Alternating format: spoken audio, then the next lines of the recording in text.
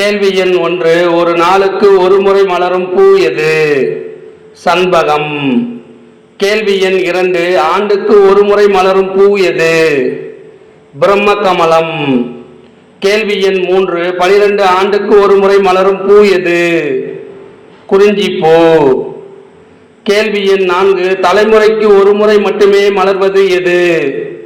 மூங்கில். கேள்வி எண் 5. தலைமுறைக்கு ஒரு முறை மட்டுமே பிறப்பவர்கள் யார்? ஞானிகள்.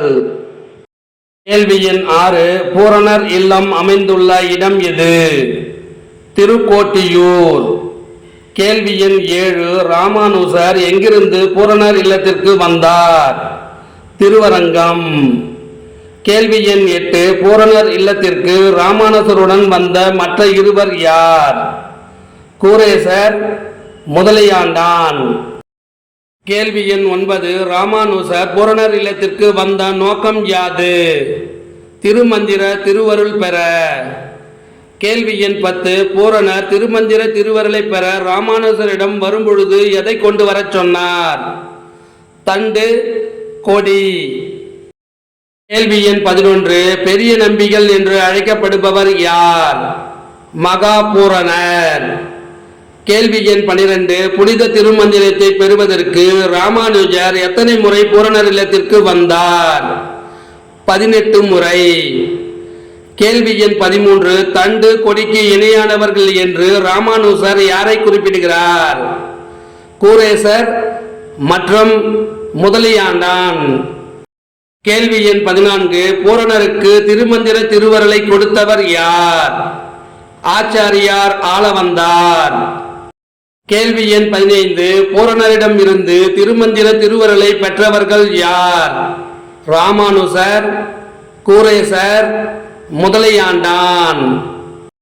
கேள்வி எண் 16. இளைய ஆழ்வாரே என்று பூரணர் யாரை அழைத்தார்? ராமானுசர். கேள்வி எண் 17. இளைய ஆழ்வார் என்று அழைக்கப்படுபவர் யார்?